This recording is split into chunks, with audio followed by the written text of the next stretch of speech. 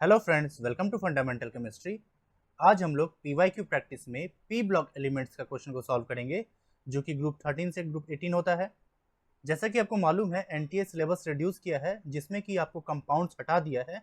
और अगर आप सिलेबस को देखेंगे तो देखिए, इलेक्ट्रॉनिक कन्फिग्रेशन, सबसे इंपॉर्टेंट जो हमको लगता है वो है general trends, physical and chemical properties और यूनिक बिहेवियर। सो इस सिलेबस को ध्यान में रखते हुए हम वही सारे पीवाईक्यू को डिस्कस कर रहे हैं जो अभी आपके लिए अब रेलेवेंट है, इसलिए हम बहुत सारे क्वेश्चंस को छोड़ दिए हैं। अब सेम पैटर्न हम जेई मेन के लिए फॉलो किए थे, तो इसीलिए हम पहले से 2 वीडियो बना के रखे हुए हैं। ऐसा नहीं है कि जेई मेन के लिए काम देगा, आपके लिए भी बहुत इंपॉर्टेंट है। और क्योंकि हम जब वीडियो आगे क्वेश्चंस भी सॉल्व कराएंगे, तो जैसे आप देखिए, ग्रुप 17 का ये आपका क्वेश्चन है 2021 का, और 2019 में है ग्रुप 16 का क्वेश्चन है। देखिए यहाँ क्वेश्चन किसके ऊपर पूछ रखा हुआ है, थर्मल स्टेबिलिटी, बट की पॉइंट क्या है, हाइड्राइड। की पॉइंट क्या है, 17 का हाइड्राइड। और देखिए हाइड्राइड ऑफ ग्रुप 15, 16 और 17, जहां से क्वेश्चन खूब आता है, thermal stability, reducing ability, acidic and basic nature. तो हम पहले से वीडियो बना रखे हुए हैं, हम आपको यही कहेंगे, प्लीज आप इसको देख लीजिएगा। और दूसरा, जो भी इंपॉर्टेंट असर्शन रीजनिंग बन सकता है, उस पर भी हम वीडियो बना के रखे हुए 13 to 18 का, ये भी आप देख लीजिएगा। और इन दोनों का लिंक हम यहाँ आई बटन पे दे देंगे, क्योंकि फ्रेंड्स हम जब आगे ये क्वेश्चंस को सॉल्व कराएंगे तो इसका रेफरेंस हम यही देने वाले हैं। सो पहले ही इस बात को हम आपको बता दे रहे हैं। सो अब रही बात पीवाईक्यूज को, तो चलिए एक एक करके क्वेश्चन को डिस्कस कर लेते हैं। सो देखिए, ग्रुप 13 का ये जो क्वेश्चन है, F3 is soluble in HF only the presence of KF। अब एनसीईआरटी का एक्सरसाइज देखिए, वहां भी यही क्वेश्चन है, aluminium trifluoride is insoluble in anhydrous HF but dissolves on addition of NaF। तो सीधा सा रीजन है, बस याद रखिएगा, AlF6 बनता है, यहाँ K3 हटा देंगे तो यहाँ 3 माइनस हो जाएगा।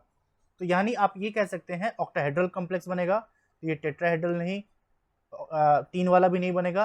अब 6 वाला ये भी है, बट 6 में वो सभी फ्लोरीन रहेगा। इस तरह से आप याद रख सकते हैं। अब हम लोग आगे बात करते हैं।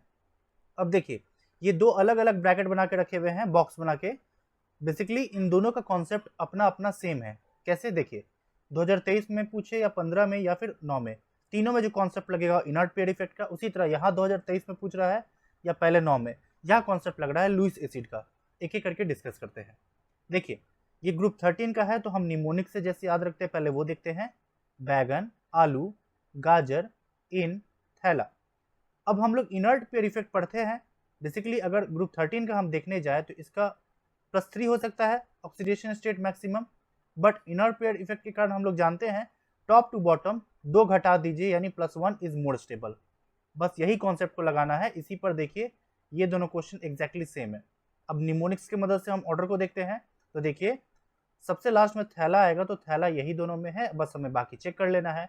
बैगन, आलू, गाजर, इन, थैला, यानी यही हो गया। इसमें देखिए, अगेन थैला 2 ही में है, तो अब हमें फिर से ऑर्डर देखना है, बैगन, आलू, गाजर, इन, थैला, ऑप्शन यही हो गया, ए एंड सी। अब वही चीज यहाँ पर भी चेक करना है। फर्क क्या है, यहाँ हमें जस्ट एलिमेंट का सीक्वेंस देखना था, यहाँ हमें कंपाउंड के फॉर्म में दे रखा है।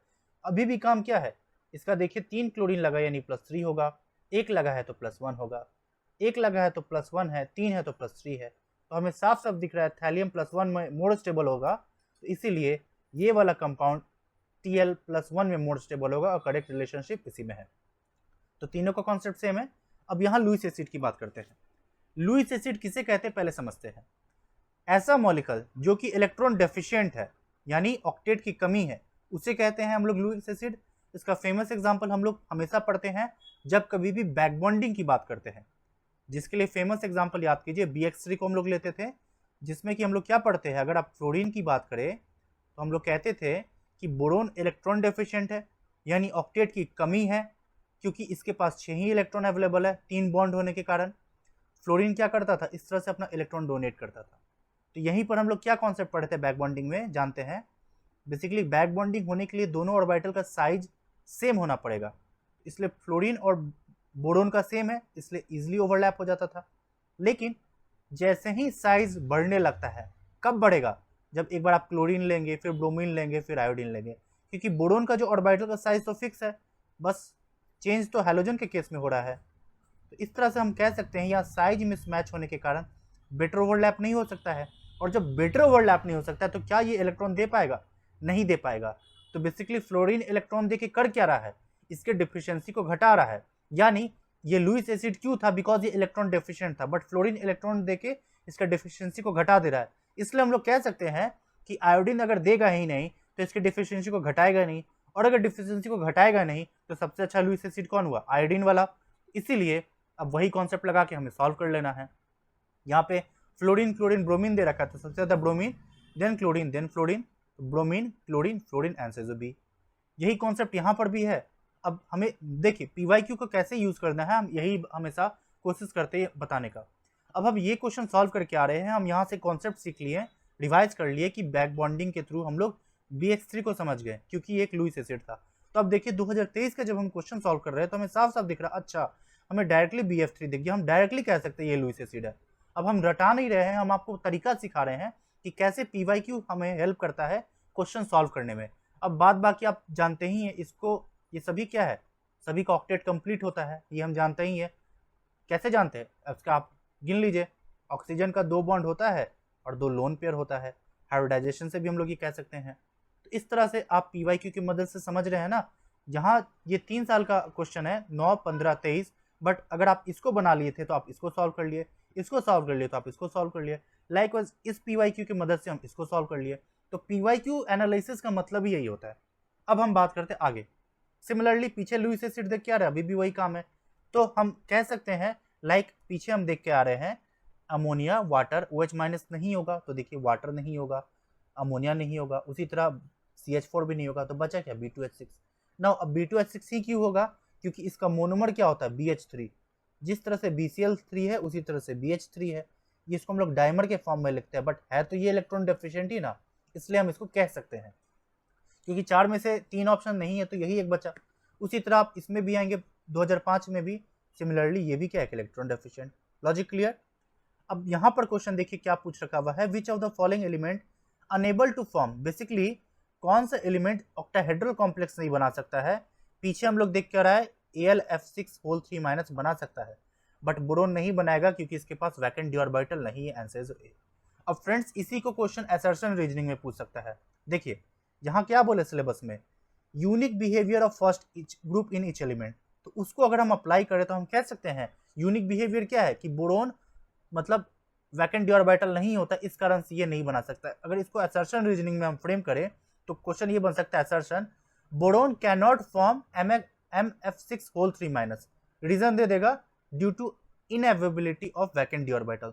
सो both the statement are correct and explanation is also correct. तो क्वेश्चन ऐसे भी फ्रेम हो सकता है। आगे बात करते हैं। ग्रुप 14 में बस यही 2 क्वेश्चन है जो हमको मिला, बाद बाकी जो भी क्वेश्चन था वो मोस्टली कंपाउंड के ऊपर था।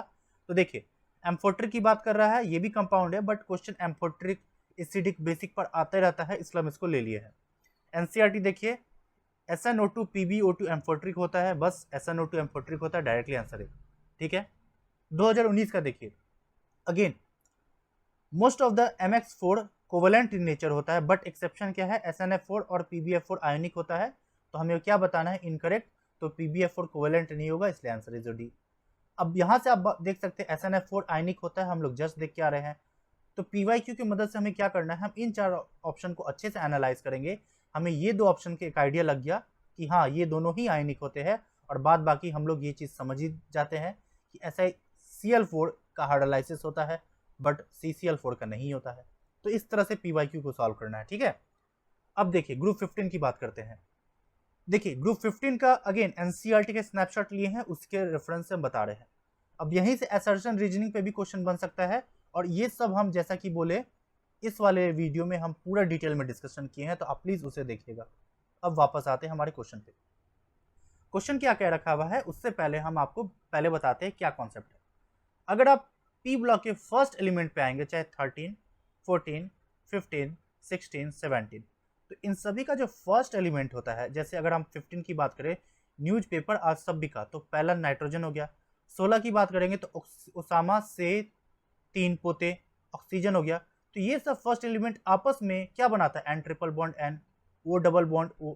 तो ये खुद में पी पाई बॉन्ड बनाता है, बट उसके नीचे हम आएंगे तो वो पी पाई नहीं बना पाता है, रैदर वो डी पाई या डी पाई बनाता है। अगर आपको इतना मालूम है, इसी पर ये कॉन्सेप्ट है।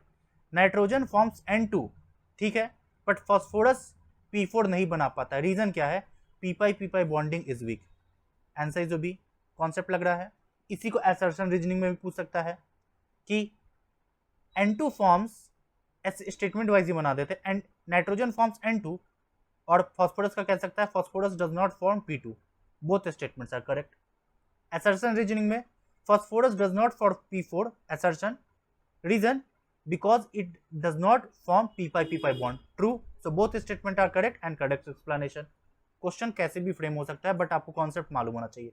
अब यहाँ जो कॉन्सेप्ट है इसी कॉन्सेप्ट की मदद से हम इसको सॉल्व करते हैं।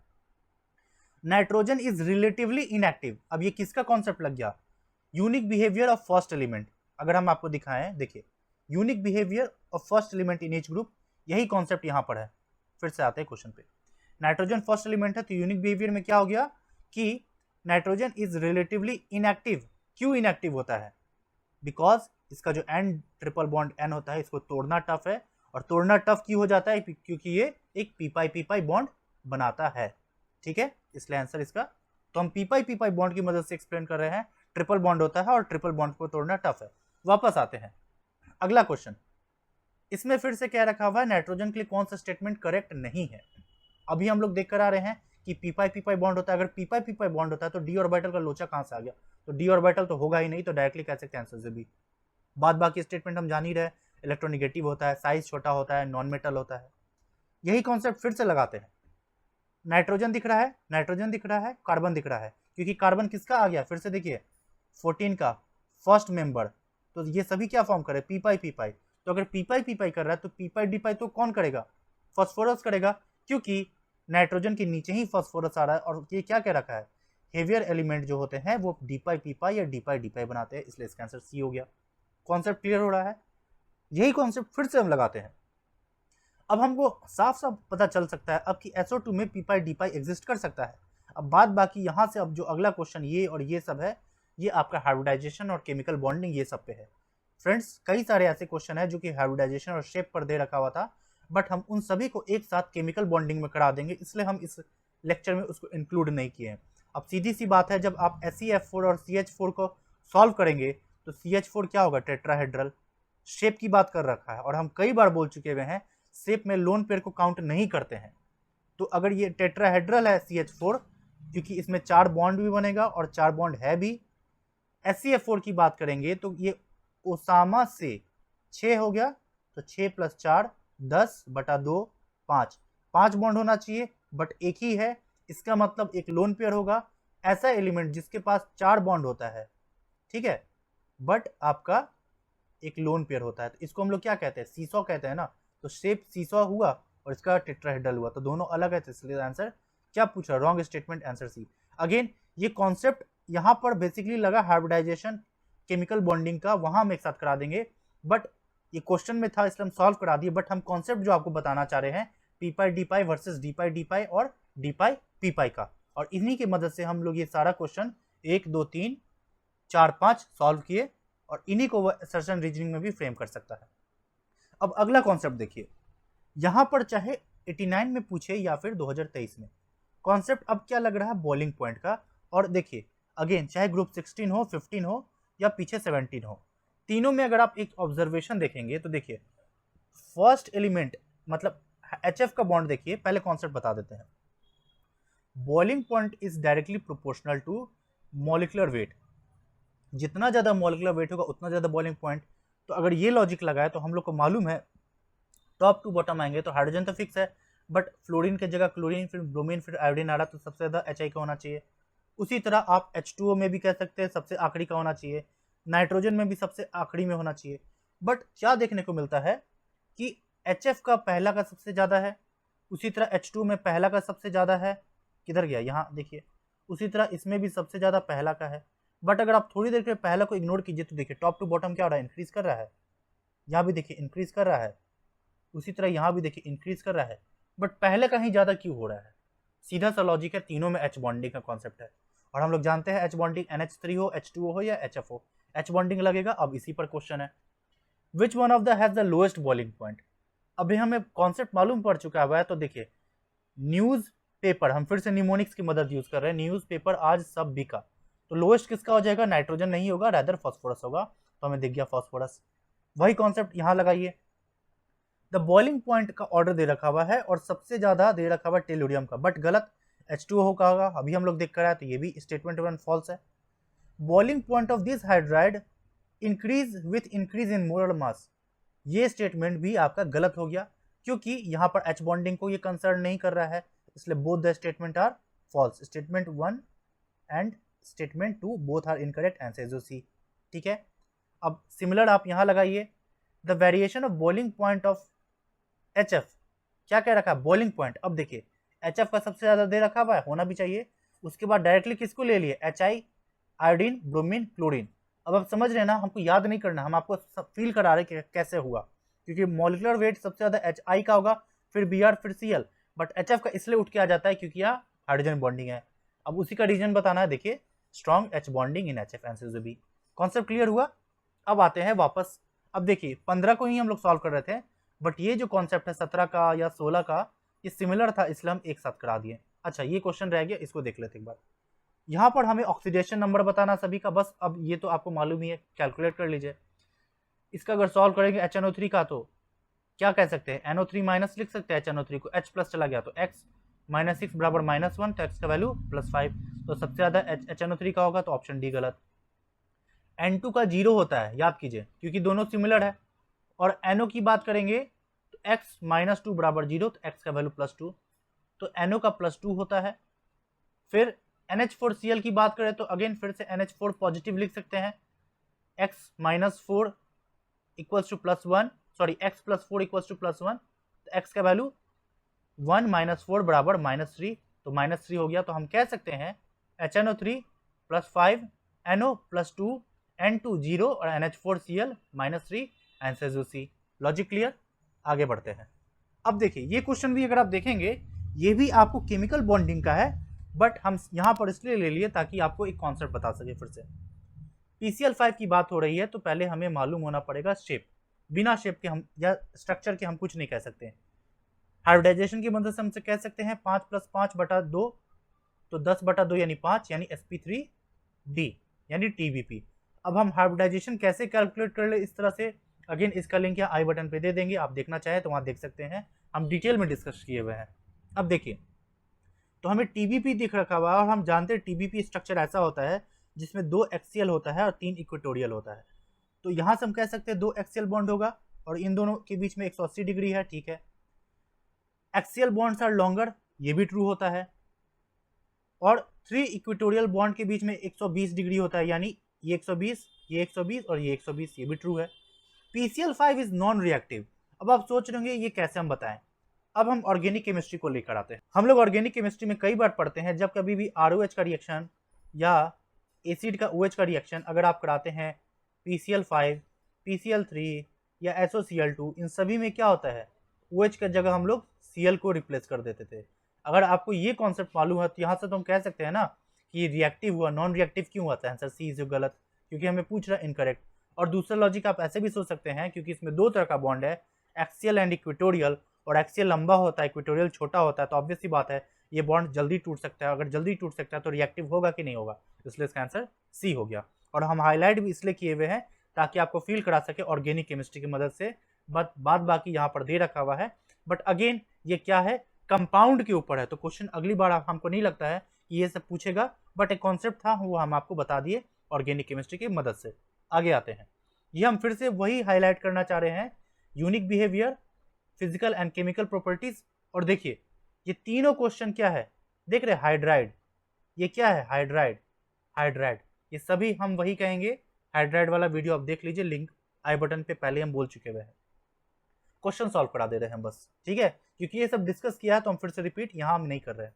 अब देखिए अगर आप देखेंगे बेसिकली ओसामा से 3 पोते, अगर सभी का बॉन्ड बनाएंगे H H H H H, because hydrogen का साइज फिक्स है, बट ऑक्सीजन से हम पोलोनियम तक आएंगे तो इसका साइज बढ़ जाता है, ये छोटा, इससे बड़ा, इससे बड़ा, इससे और बड़ा, इससे और बड़ा, तो एक पुअर ओवरलैप होने के कारण ये बॉन्ड इजिली टूट जाता है, और इजिली टूट जाने के कारण इसका थर्मल स्टेबिलिटी कम होता है, इसलिए बॉन्ड डिसोसिएशन एंथैल्पी भी कम होता है।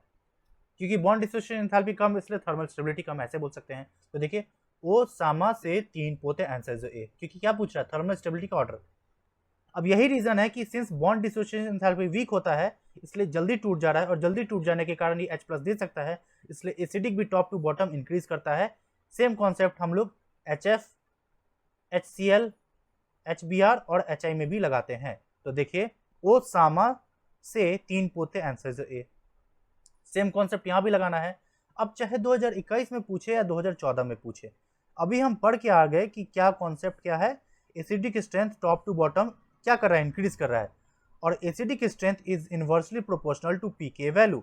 अगर ये मोर एसिडिक है तो इसका पीके सबसे कम होगा। तो यहाँ क्या कह रखा है, पीके वैल्यू को ऑर्डर सबसे ज्यादा पीके इसी का बता रखा है, जो कि गलत है, और हमें क्या बताना है, इनकरेक्ट। क्या कह रखा है भाई, not strictly according to the properties, answer is your B. Now अभी जो हम बताए HF, HI, HCl, HBr और HI सेम कॉन्सेप्ट है, डायरेक्टली कह सकते हैं। उसी तरह से ये भी हुआ। अब ये कॉन्सेप्ट यहाँ PbO2 होगा, यहाँ पर इनर्ट पेयर इफेक्ट का कॉन्सेप्ट लगेगा, क्योंकि सभी का आप ऑक्सीडेशन नंबर देखेंगे तो +4 है। तो आखिरी की तरफ हम +4 में आएंगे, तो +4 में तो स्टेबल नहीं होना चाहेगा, रादर वो +2 में होना चाहेगा। तो अगर +4 से +2 में जाएगा तो उसको हम क्या कहेंगे, खुद का रिडक्शन, तो दूसरे का क्या करेगा, ऑक्सीडेशन, तो उसको हम क्या कहेंगे, ऑक्सीडाइजिंग पावर। तो इसीलिए सबसे ज्यादा ऑक्सीडाइजिंग पावर PbO2 का होगा, इसलिए ये भी ट्रू है। But true in the sense, I mean ये एक्सप्लेनेशन सही है, बट हमें इनकरेक्ट बताना था, इसलिए इसका आंसर बी हो जाएगा। ठीक है, आगे बढ़ते हैं। अब पीछे जैसे हम देख कर आए, वही कॉन्सेप्ट है, 2021 में पूछे या फिर 2021 सेम है। एसिडिक स्ट्रेंथ वही लॉजिक है, acidic strength top to bottom increase करेगा। क्यों, क्योंकि देखिए बॉन्ड स्ट्रेंथ डिक्रीज कर रहा है, इसलिए बोथ स्टेटमेंट आर करेक्ट। अब देखिए ये क्वेश्चन हो जिसमें आपको बेसिकली पूछ रखा हुआ है हेलोजेंस के प्रॉपर्टी के ऊपर। सीधा सा बात है, डायरेक्टली देख के हम कह सकते हैं all but fluorine shows positive. Fluorine most electronegative element होता है पूरे पीरियोडिक टेबल में, उस पर पॉजिटिव चार्ज आप कैसे ला सकते हैं, तो डायरेक्टली कह सकते हैं ए नहीं होगा, इसलिए आंसर इज ए। अब आप एक चीज ऑब्जर्व कीजिए, मोस्ट ऑफ द क्वेश्चन आपको कैसे पूछ रखा हुआ, या तो स्टेटमेंट या असर्शन वाइज, नहीं तो नॉट ट्रू, नॉट करेक्ट। तो इस चीज पर आप ध्यान दीजिएगा। ठीक है, अब आगे बढ़ते हैं। अब बात बाकी ये सब क्या है, सब ऑक्सीडाइजिंग एजेंट होता है, monobasic oxic acid. Chlorine has the highest electron gain enthalpy, true है, पूरे पीरियोडिक टेबल में बेसिकली क्लोरीन, फ्लोरीन, ब्रोमीन और आयोडीन। अब देखिए यही कॉन्सेप्ट क्या है, फिर से रिपीट किया है। अगर आप देखिए इलेक्ट्रॉन एफिनिटी 1999 में पूछ रहा है, सबसे ज्यादा क्लोरीन का होगा। ये कॉन्सेप्ट अगर आप बना चुके थे तो आप 2018 का इजिली सॉल्व कर पाएंगे। सिमिलर देखिए स्ट्रॉन्गेस्ट ऑक्सीडाइजिंग एजेंट F2 का सबसे ज्यादा होता है, और ये कॉन्सेप्ट हमें आगे भी यहाँ पर इन सारे क्वेश्चन में देखने को मिलेगा। एक बार इसको भी सॉल्व करते हैं। प्रोटोन एफिनिटी यानी H+ सबसे पहले कौन लेना चाहेगा, F-, क्योंकि मोर इलेक्ट्रोनेगेटिव है तो इजिली ले सकता है H+ को, इसलिए आंसर जो सी हो गया। अब देखिए यहाँ जो कॉन्सेप्ट क्या है, हम पहले एक बार बता दे रहे हैं, कंफ्यूजिंग हो जाता है, इसलिए हम एक जगह लिख के दिखा दे रहे हैं। अगर आपको इलेक्ट्रॉन गेन एंथैल्पी कह रहा है तो हमेशा याद रखिए क्लोरीन, फ्लोरीन, ब्रोमीन और आयोडीन। और अगर बॉन्ड डिसोसिएशन एंथैल्पी कह रहा है तो अभी भी क्या है, क्लोरीन। और बॉन्ड को तोड़ना है तो बॉन्ड का मतलब क्या हो गया, Cl2, तो हम कह सकते हैं Cl2। अब उसके बाद अगर आपको देखना है तो देखिए Cl2 के बाद Br2, Br2 के बाद आपका F2, फिर I2। कंफ्यूजन हमेशा क्या हो सकता है, इसलिए आप दोनों को एक साथ पढ़िए। इतना कह सकते हैं क्लोरीन आगे है, आयोडीन सबसे पीछे है, बीच में हेरा फेरी है। तो हम लोग को जनरली इलेक्ट्रॉन गेन एंथैल्पी याद रहता है, क्लोरीन, फ्लोरीन, ब्रोमीन, आयोडीन। तो हम कह सकते हैं कि बॉन्ड डिसोसिएशन में बस इस दोनों को रिवर्स कर दीजिए तो हमें आंसर आ जाएगा। बस अब देखिए क्या कह रखा हुआ है, which one of the following order is not in. देखिए अगेन क्या नॉट की बात कर रखा है ना, तो ये आपको ध्यान देना है कि ज्यादातर आपका क्वेश्चन नॉट पे बन रहा है। With the property stated against it, again oxidising power हम लोग देख के आए तो ये ट्रू है, एसिडिक स्ट्रेंथ भी देख के आए ये भी ट्रू है, बॉन्ड डिसोसिएशन एंथैल्पी गलत हो गया। ठीक है, अभी हम लोग समझ भी लिए। वही क्वेश्चन 2006 में था या 2016 में, अभी भी क्या है, बॉन्ड डिसोसिएशन एंथैल्पी। तो हमें मालूम है सबसे आगे Cl होना चाहिए, तो देखिए एक ही ऑप्शन में Cl है, हम डायरेक्टली कह सकते हैं आंसर इज ए। क्लियर हो गया। अब देखिए जब भी एसिडिक स्ट्रेंथ ऑक्सी एसिड की बात करें तो हमेशा देख लीजिए किसमें नंबर ऑफ ऑक्सीजन ज्यादा है, जिसमें ज्यादा है वही है, ये ट्रिक है। इसमें 4 है, 3 है, 2 है, 1 है, डायरेक्टली दिस वन। बेसिकली इसका कॉन्सेप्ट आता है बेसिकली ऑक्सीडेशन स्टेट से, और रेजोनेंस से, तो उतना डेप्थ में नहीं जा रहे हैं हम। आप जस्ट याद रख सकते हैं कि किसका ऑक्सीजन ज़्यादा है। अगर आप नॉर्मली हम थोड़ा बताएं भी तो ClO4- की अगर हम बात करते हैं तो उसका स्ट्रक्चर क्या हो जाएगा, इस तरह से होगा, H+ जाएगा, और यहाँ ऑक्सीडेशन स्टेट +7 है, तो इस कारण से ये इधर भी जा रहा है, ये इधर भी आ रहा है, ये इधर भी आ रहा है। तो 3 डबल बॉन्ड ऑक्सीजन होने के कारण 3 अलग अलग साइड ये जा सकता है, इसलिए मोर रेजोनेंस है, इसलिए मोर ज़्यादा स्टेबल होगा। इसमें 2 ही पॉसिबल है, इसमें 1 ही पॉसिबल है, और इसमें लॉजिक क्लियर हो गया। आते हैं ग्रुप 17 का अगला क्वेश्चन, इंटर हैलोजन कंपाउंड के ऊपर है। पहले कॉन्सेप्ट देखिए, साफ साफ कह रखा हुआ है इंटर हैलोजन कंपाउंड क्या होता है। एक आई ले लीजिए, Cl ले लीजिए, ये बॉन्ड वीक होता है क्योंकि इनका क्या दिख रहा है आपको, this is because X prime bond in the inter halogen is weaker.